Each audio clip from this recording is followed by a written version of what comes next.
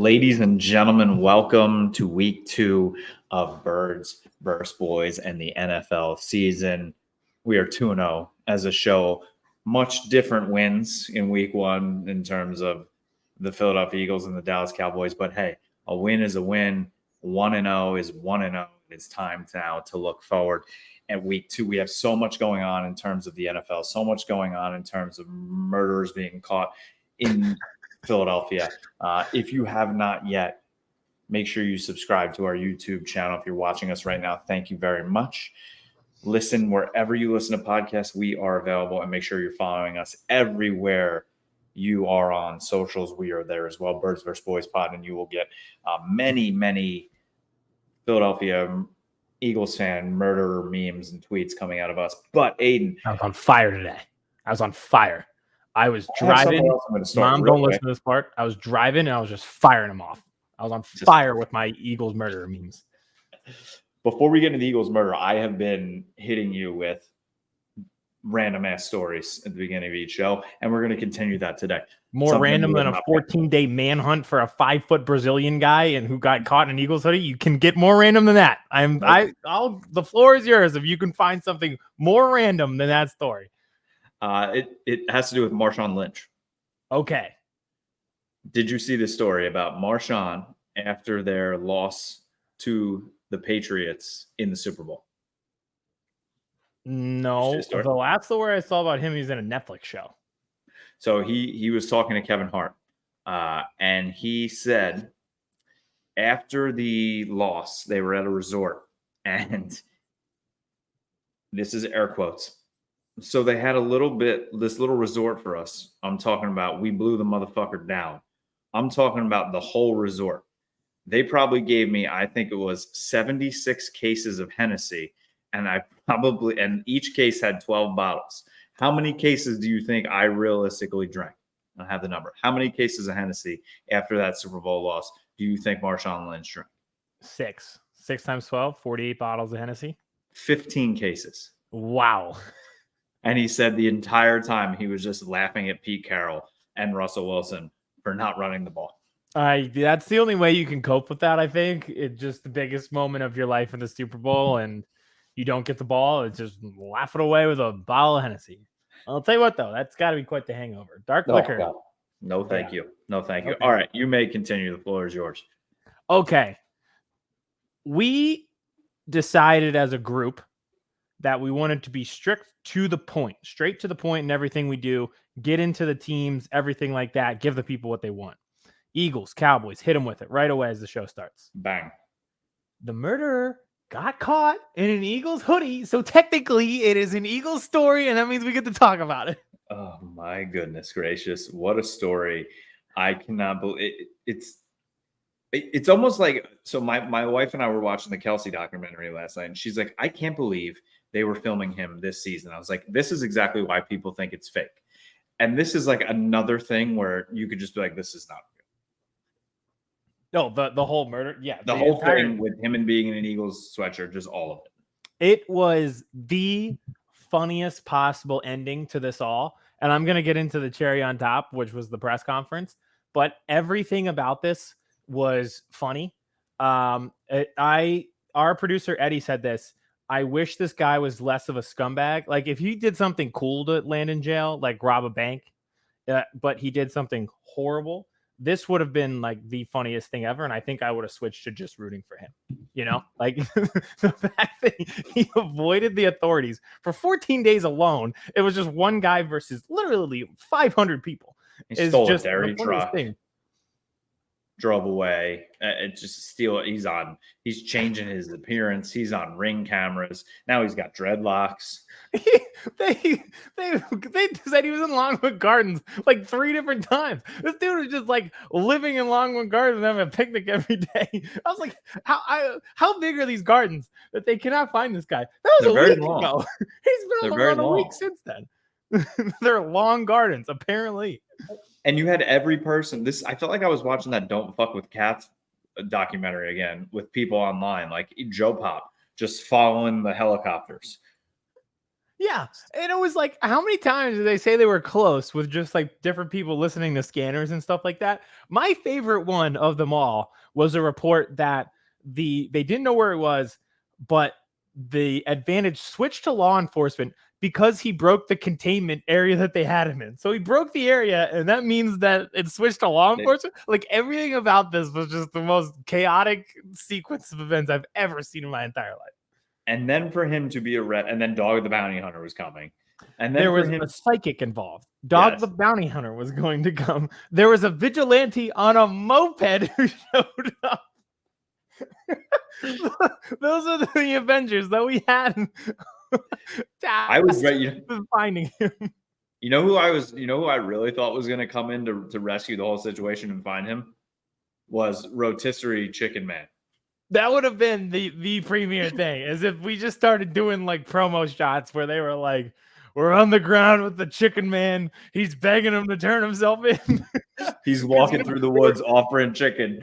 They were in the helicopter, like saying, like repeating like a voice memo from his mom. We should have got like Philadelphia's like premier people, like Gritty, the Chicken Man, a hype speech from Brian Dawkins, and we'll just circle around and play those and see if he'll come out and turn himself in. They just should have had Angelo Cataldi on a speaker for hours on hours on hours, and he would have left the woods. I would have turned myself in.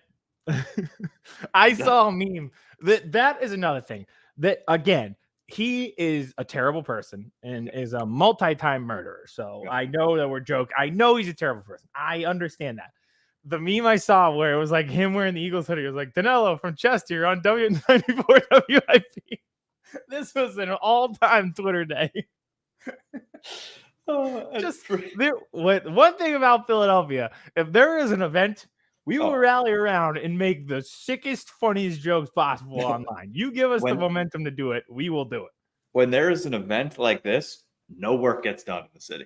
Or the surrounding towns. No. I was so disappointed. He got caught when I had to go in the office once. It was today. And it was the day he got caught. And I was so disappointed because I was just watching the news like on my phone. I just wanted more and more updates about how this happened.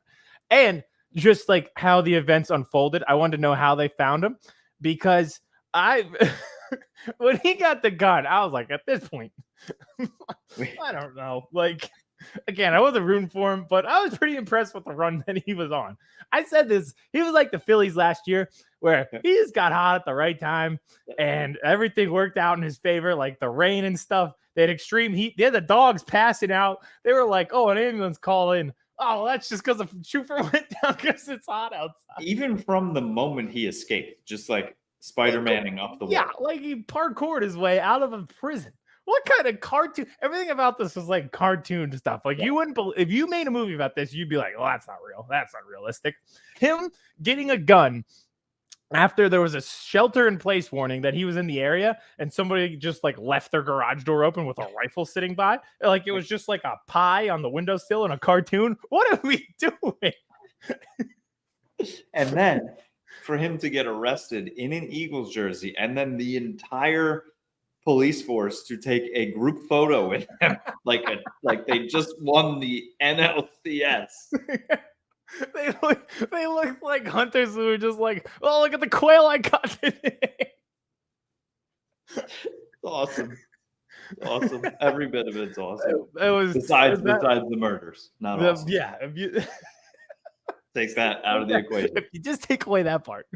It almost felt like we were kind of watching the Hunger Games. The last person that was still alive. From above. They should have brought those people in that announced it with the weird hair and everything. Yeah. You know, in the Hunger Games, when they flash it when someone dies and it's like, PETA, District 11, if he dies and it like flashes, they should have Danilo, District 12, caught. Chester District. Oh caught. God, that's 10 minutes of Eagles murder talk. And one last thing, that just to top it all off, I didn't think it could get funnier because he got caught in an Eagles hoodie. And like I said, I made the joke of it that somebody was watching the news this morning and realized that their Eagles hoodie was gone. There legitimately is a person out there who lost their Eagles hoodie and he's wearing it. And the governor of Pennsylvania is telling them to come forward so he can send them a new one. Yes, again, just like a hilarious move, which was an all-time press conference in which somebody was allowed to go in and ask the question, were you Were you afraid he was going to have another small man get on his shoulders and get a big trench coat? Little Rascal style. Like, how did these things happen? This was like the perfect sequence of events. If there's going to be a manhunt, this is how I'd like to go. And I am once again asking the powers that be. There used to be a TV show where you could simulate a prison escape, and retired FBI officers and police officers would hunt you down. And the longer you stayed without being caught captive, the more money you got. So people would last anywhere from 30 minutes to days. And it was an awesome show. And I hope this inspires them to bring it back with non-murderers, and we can all do this for ourselves. Because I think I could last like a week without getting caught. I think Aidan's going to start just releasing prisoners all around, just so this continue. Like this, each week we have a. I texted my friends this, and this is one of those clips where if I ever run for office, it'll get taken out of context and I will be done for. But we need more prisoner escapes. We need more convicts on the loose, because that was thrilling. That consumed all of my time. Like if I wasn't complaining about the Phillies bullpen, I was watching manhunt coverage. I fell asleep the other night, and I was watching like a live of them and a 9/11 documentary at the same time. Safe to say, it wasn't my best night of sleep. I had some pretty fucked up dreams. Just think about the events that we've had: the Titanic, this. We're on quite the run of like There was something else that we were talking about before that we couldn't believe happened. I forget what it was, but it's always something, and it's always something in Philadelphia. I guess we should talk about football because we got something in Philadelphia. If you're listening or watching, literally tonight, the home opener for the Philadelphia Eagles, which you will be in the building. I'll be in the building. I just found out about 2 hours ago that I'll be in the building. I'll be in a box. And as you can tell by the last 10 minutes of this episode, I am not like a box guy. Yeah. The guy who just asked for more convict escapes is probably not who you want to have in the box. And I'm a little bit nervous. I'm not a screamer. I'm not like a lunatic yeller, but it's a work thing. So I'm a little nervous because I am a psycho, not in a screaming way, but in a way like I had chest pains last Sunday when Hurts fumbled in the fourth quarter. Like I'm not mentally okay during these games. Now it's like a work group, so I'm a little worried about myself. And you're going to just be standing there coaching them up. You just got to tell them you got to be coaching them up. So that's the thing is that's another. So I live alone, so I just talk to myself during the games. I'm clearly coaching the boys up. Sometimes they take the advice, sometimes they don't. It's up to them. But like now, I don't know what I'm going to do in this box with like other coworkers. Like they can show up Friday morning, like this HR, like this guy's got. He is weird. You have no other option but to continue to coach them up. Like if we could lose, like we're down a few guys on defense. We'll get into that right now, but like they need some extra coaching. I could have came up with a more creative game plan than Brian Johnson on Sunday. So yeah, I there's no choice. Like I got to ride or die with the boys. So I will be fair. I was in Montauk this past weekend, so I did not get to really be locked into the Eagles game. I was fully locked in that night. Baby was asleep. The Cowboys game. But we were running all around, then getting to dinner. So I was getting highlights, watching when I could. Wasn't locked in, but everything I saw didn't seem great. No, for multiple reasons, I need the offense to score 30 plus tonight. One, because they just should. Like, there's the way that they're built. But there was like some shocking things: the lack of creativity and game plan, the lack of comfort from Jalen Hurts that kind of looked even like he regressed from 2021 at points. There were just some weird things about that game. The utilization of running backs, we've talked about this. We've been banging the drum for Kenny Gainwell being RB1, and he'll continue to be so. Not tomorrow or tonight, whenever you're listening, because he'll be done with a rib injury. But like, I thought that they would rotate through. We're the biggest Kenny Gainwell fans. Rashad Penny being a healthy scratch and Swift having like 3 touches was shocking to me. So we'll get into the defense part and why the offense has to score 30 plus, but they're just built to, and they just had an uncharacteristic game on Sunday. And a lot of that, look, the Patriots, they're going to be decent. Like they're going to be in a lot of games. Yep. Like I think they could win 10 games, to be honest with you. And that's what happens when you go against a Bill Belichick defense, right? Yeah. And especially even more when he literally has all off season to prepare for you. Yep. It felt like that, right? Like it felt like two coordinators being coordinators for the first time ever against the guy who's the biggest defensive genius in NFL history. Yep. That is very much what it felt like, which won't happen every week and should not happen against the Vikings, whose defense last year was what? In the high 20s in terms of passer rating allowed. Yep. So this should not be the same type of game this week for multiple reasons. And I think it's correctable things. Like if it was like, oh man, like AJ Brown looks slow, or like they're not, the offensive line did not play well, but again, they're getting blown up by the Patriots who are creating a lot of pressure and they're good as it is. Yep. It feels like it could be different. And it was like correctable things like, hey, Dallas Goedert's a top 5 tight end, like utilize him. So I expect different things for sure. And it's not like it was like, oh man, Kelsey shouldn't have come back this year, or man, this looks like Lane Johnson's ready to retire. You're not at that point yet. No, not even close. It was like mistakes that was it kind of almost like the Saints game last year when they lost, when the offensive line was just so out of sync. No, because I felt like that game they were really out of sync that like for a few weeks in terms of like snap count and stuff. I really just think penalties. Yeah, like penalties and stuff, but they didn't get penalized a ton. There was a really stupid penalty by Mulata where he didn't need the hold. Hurts was already by him and got 10 yards. But it just felt like they were getting bum rushed by the Patriots, which they were. Like that was the Patriots' whole game plan, and the Eagles have to be ready for this again.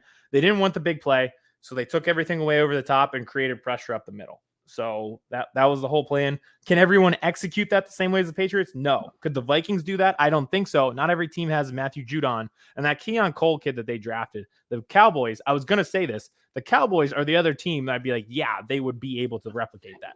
Mm-hmm. We saw that Sunday night. Could the Vikings? No. I don't want to say this.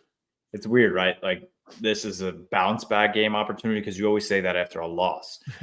It is like a bounce back opportunity for a lot of fronts, like getting Swift involved, right? Yeah. The offensive line getting more in sync. The back end of the defense not giving what Mac Jones throw for 300 yards, right? I mean, there's holes on that back end to be able to throw. Time for those guys to get. So this is the opportunity on primetime Thursday night against an opponent that you've seen so many times in your building, and it always ends up lopsided. It does. So let's get into the defense. You mentioned it, holes in the back. So I'm just going to read a tweet to you because we spent the whole offseason talking, being like, yeah, the Eagles should be good if injuries don't plague them. Okay, we're in week 2. Eagles list Blankenship ribs, Bradbury concussion, and Gainwell ribs out. And Fletch ribs questionable. When the Kobe out, we're looking at Christian Ellis and Zach Cunningham likely at LB, Terrell Edmonds, Justin Evans, and Sidney Brown, the options at safety, and Josh Jobe at cornerback. You got to let Sidney Brown go. Like, you got to let him play. Oh, I thought so. Like last week, like Justin Evans did not play well. And it's there. I don't know. Like, I know Sidney Brown as a rookie, it's game 1. You probably didn't want to start him right away.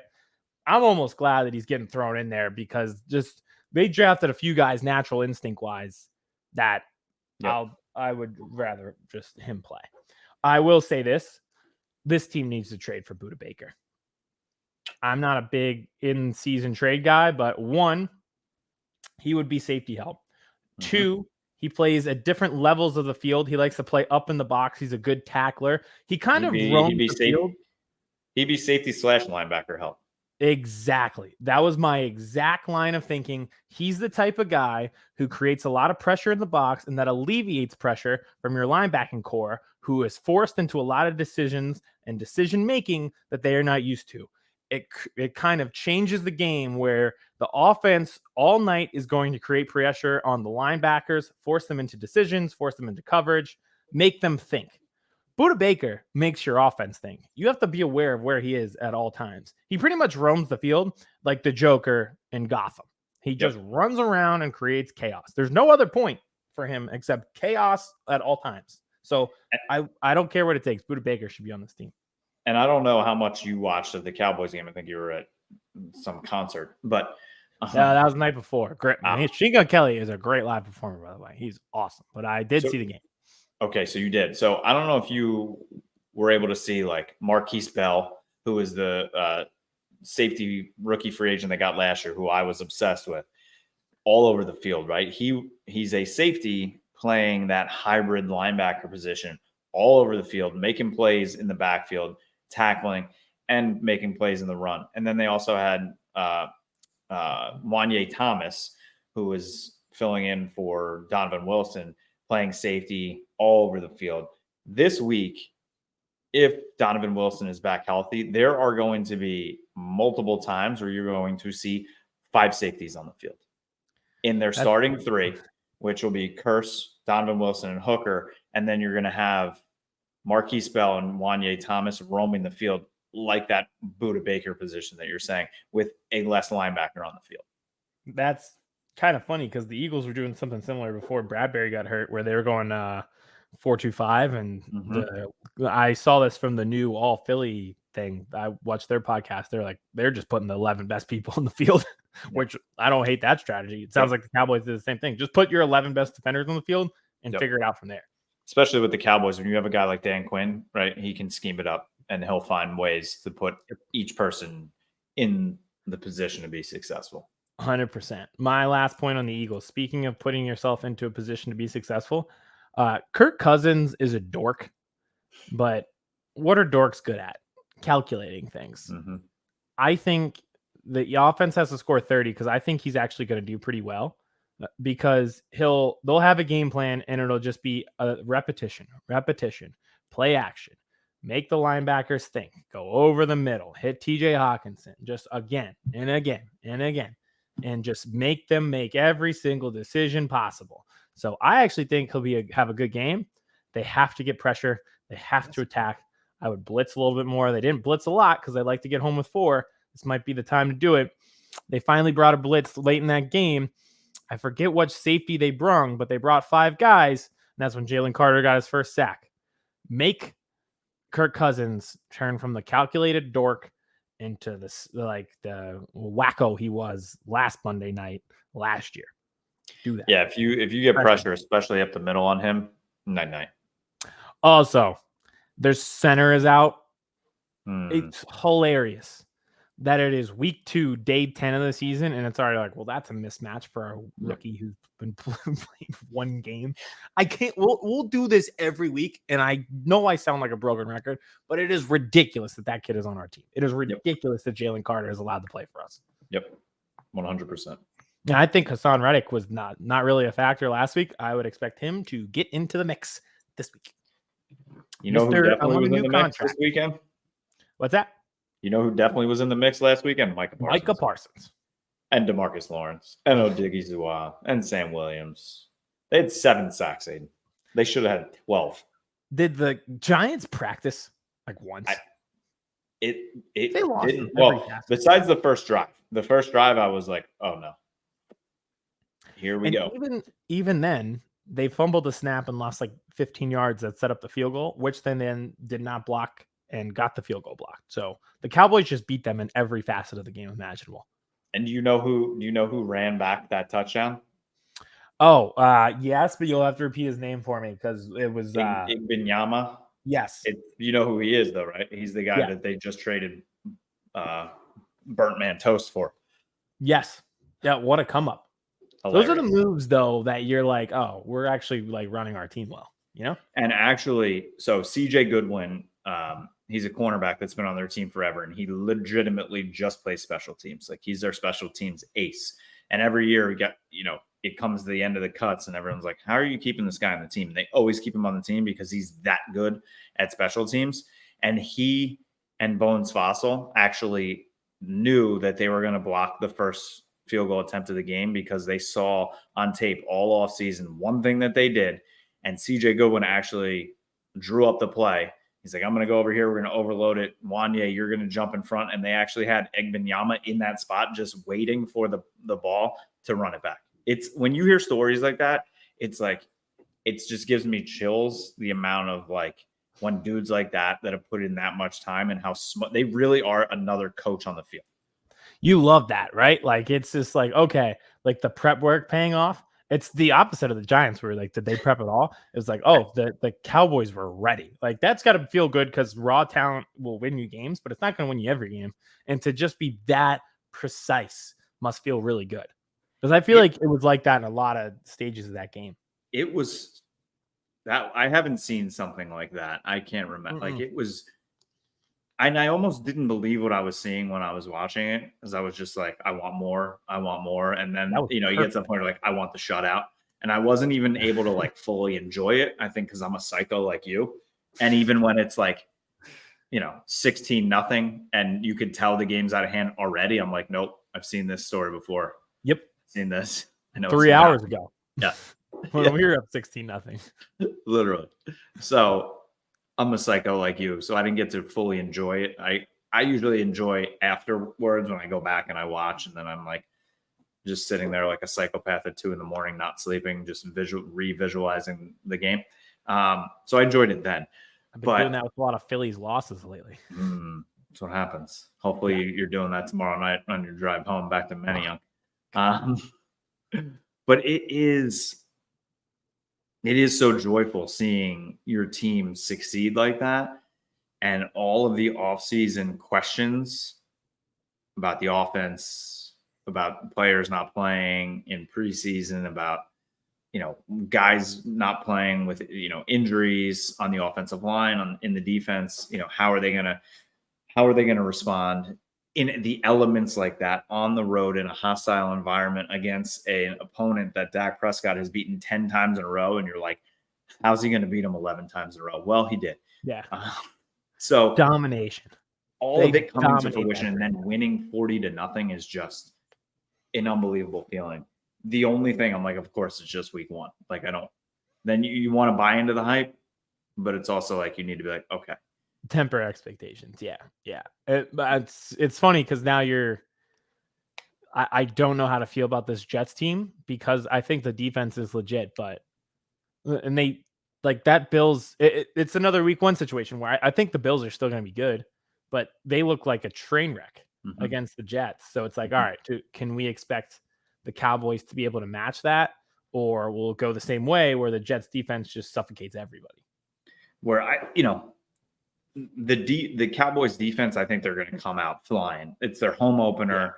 Yeah. They're going against probably even a worse offensive line than the Giants showed the other night against Zach Wilson, who's going to be seeing ghosts, right? Michael Parsons in his face. Dude, when you live in a world where, and you're going to enjoy this, where DeMarcus Lawrence is getting one-on-one opportunities against a tight end, that is a world I want to live in. And that is a world that I saw Sunday night and that I want to continue to live in. It's a great world to live in. It sometimes leads to the Super Bowl, trust me.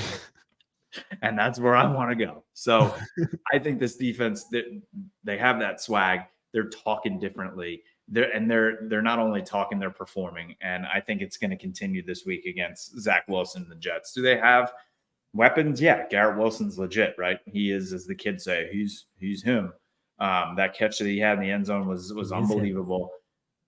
It is the defense of the Jets that is going to keep me up a little bit. Now, Brandon Cooks also popped on the injury report today with a knee. Apparently, he hurt it during the game. Mike McCarthy said, we're hoping he can play, and he looked really good in week 1. He drew that PI. It was like a soccer play, but he did his job. It's a wily old vet. How does the ref fall for that, though? How did they fall for that? The ball was 10 yards over his head. Yeah, loved it. I love the addition. Him, he had a big 4th down catch, a 3rd down conversion, and then Stephon Gilmore played unbelievable too. So those 2 additions paying off immediately. But the offense is what worries me against this defense, right? Guys like Quentin Williams, obviously Sauce Gardner, they can play press, they can play off. So that's going to have Dak Prescott really questioning, I think. But I loved what I saw out of Mike McCarthy. The play calling wise, I think that was a game If Kellen Moore was there, he would have done some stupid things. Mike McCarthy was like, we're just going to run the damn ball. We're just going to not get too cute and not show too much, and we're just going to win. So without Aaron Rodgers there, is my expectation to win? Absolutely. Home opener, 425 against Zach Wilson. You have to win that game. Even if you only win the game by 7, just win the game and get out of there at this point. Yeah. I think you could win that game 16-13 and you need to stop on the final drive, and you're like, you got to just 4 plays, get off the field. And I genuinely believe that the Cowboys could do that against the Jets. I feel like it'd be similar to the Monday Night Football game, which was 13-13, 16-16, heading into overtime before the walk-off punt return, you know. Which, hey, could go the same way with Turpin back there. But, Dak Prescott needs to do – now, did Dak look perfect Sunday night? Absolutely not. He also had multiple drops. The tight ends, I think, had 5 drops. Yeah. And the weather, they were literally playing in a hurricane. But it was some bad weather. I didn't realize how bad the weather got. Oh, yeah, it was. So did you also know who the number 1 quarterback in terms of quickest release was week 1? No. Dak Prescott. By far. Quickest release, meaning like getting the ball out. Well, I could see that. 2.3 seconds. The tight ends had like 12 targets. Like they were a part of the game.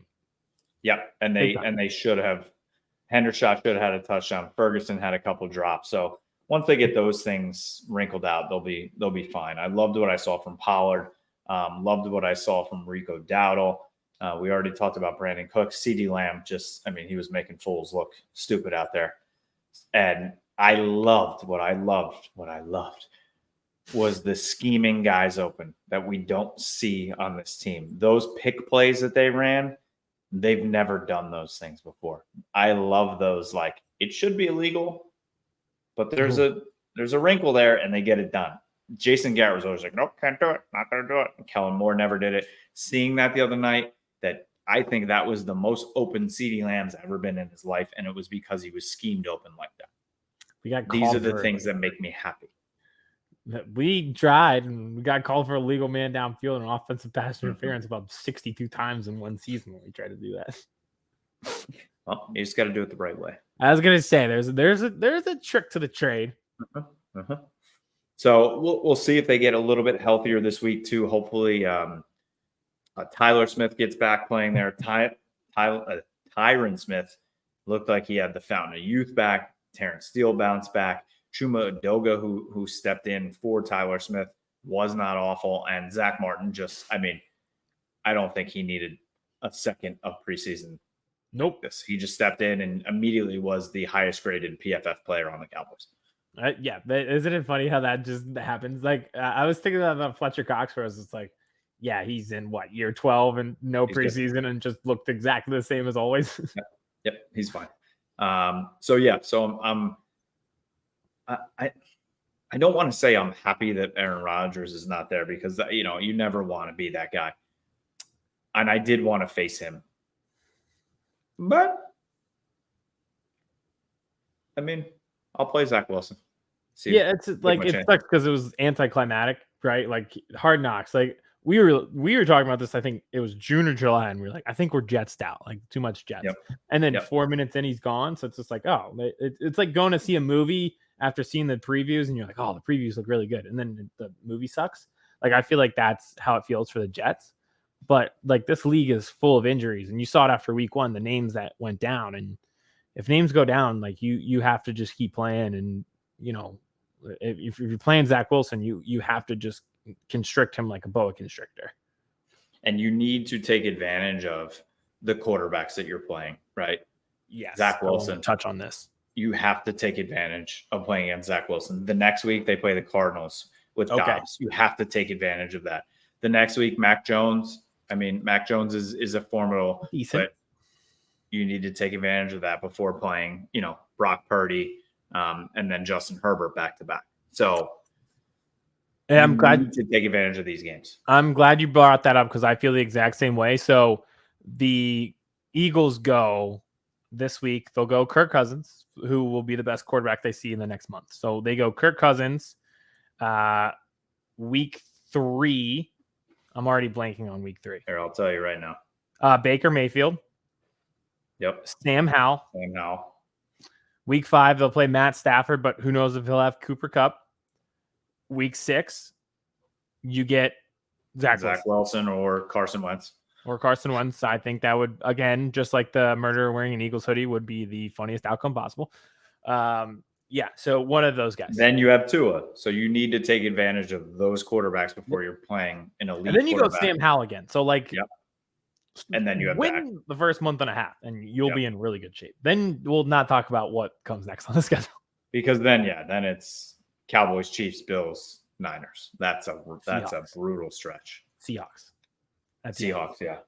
But I'm thinking that, like, looking at the next 6 weeks, you won week 1, and that's why it's so important they won week 1. It's like, yeah, you won, and then like you should take advantage of the schedule, and then you end Giants, Cardinals, Giants.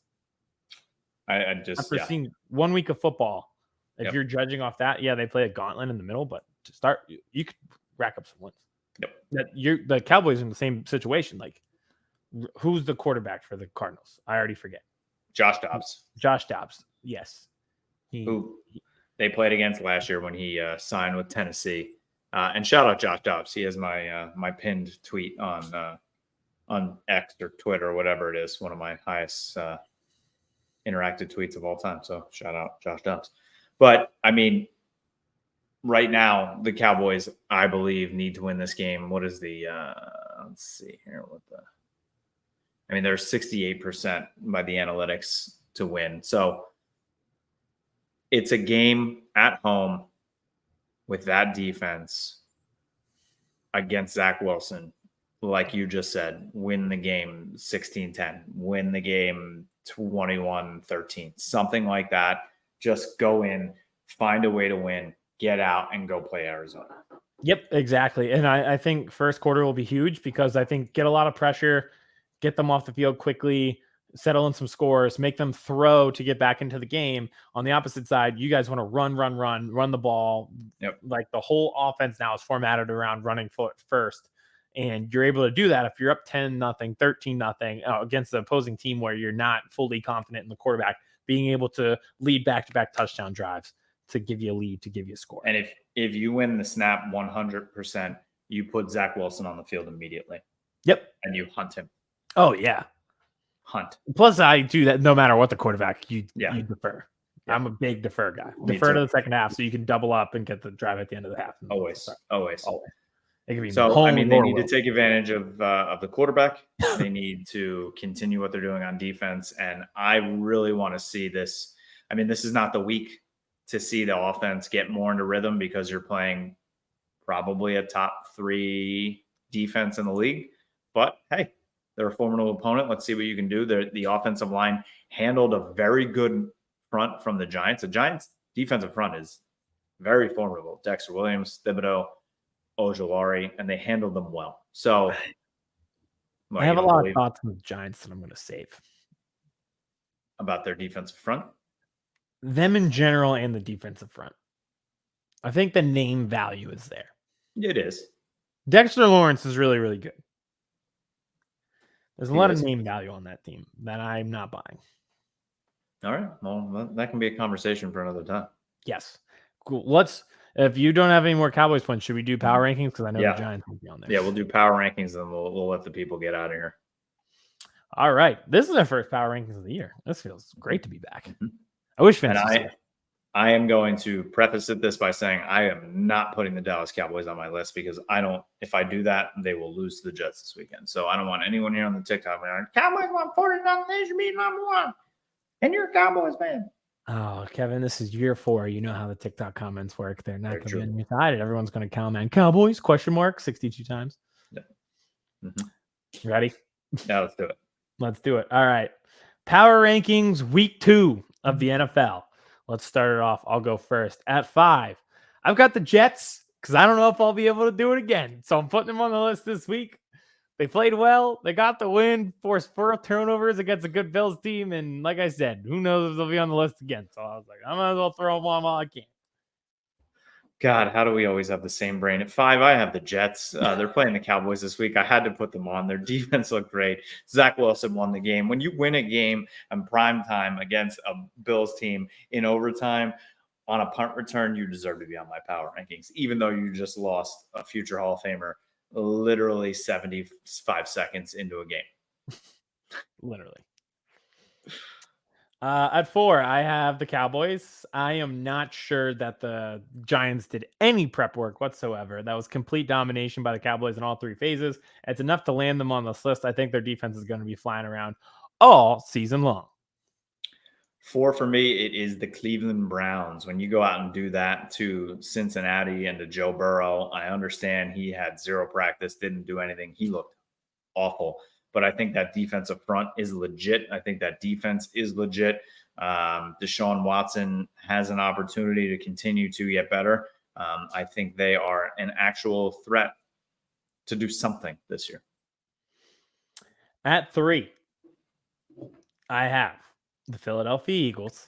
This is pretty much based on preseason hype because I don't think they looked very good in week 1, but they got a win against a team in the Patriots who I think will probably win 10 games this year. They went on the road in Foxborough on Tom Brady Day, and they got the job done, and the defense got stops when they needed most, and they continue to win games on the road with Jalen Hurts. 3, I have the Jacksonville Jaguars. I know they only beat the Indianapolis Colts, but I am starting to buy in again on Trevor Lawrence. I think he is moving up the tiers. And when you have an elite quarterback and you have guys like Calvin Ridley, you have a chance to do special things. And when you're in a division like that where you can dominate, I think they have a chance this season. At 2, I've got the 49ers. The Steelers are another team. Did they prep at all? Did they do anything in practice during the week? I am not sure, but the 49ers absolutely dominated. And they probably have the best defense in the league too. And Brandon Ayuk, I think, might take off and be top 10 receiver in the league this year. 2 for me, it's the Miami Dolphins. They were in the shootout with the Chargers. Tua looked phenomenal. I think Tyreek Hill could go for 2,000 yards this year. He says no one can stop him. We'll see with Tua's health.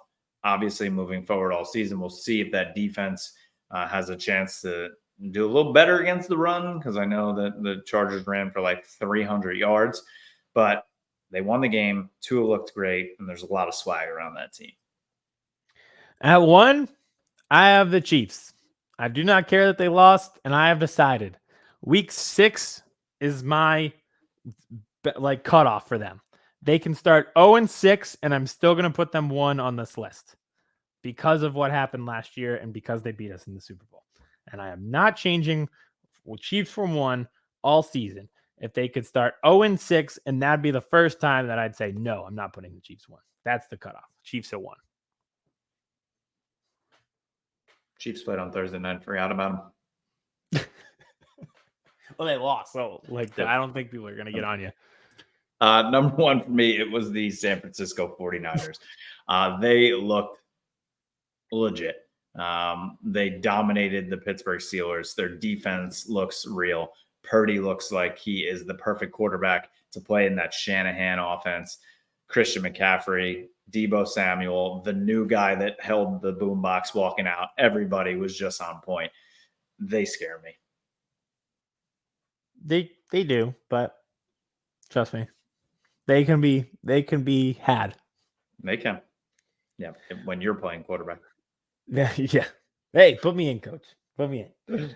All right. TikTok in the books. Follow us on TikTok at Birds vs. Boys Pod. But that was it's fun to be back and ranking teams, forgetting teams, and eventually getting argued with by 14-year-olds online. What we do. Fun. That's what we do. All right. Well, you, sir, have fun tonight at the game. I hope it's enjoyable. Coach the boys up. But go Kirk. You like that. I'm a little nervous, but I think it'll be a shootout. And hey, if there's any prisoners in the Pennsylvania State Correctional Facilities that are thinking about it, give it a go. And I will say I have to end on this. Watched the Kelsey documentary with my wife last night. It's phenomenal. If you have 2 hours, sit down. it could be something you watch in 2 parts, but I think it's really, you're going to get sucked in. You have to sit down one time, watch it, enjoy it. Even if you are not an Eagles fan, I am not. I am very anti, but he is a person that you will come to fully respect if you have not already. As a person, as a father, as a husband, he's hilarious. A lot of cursing.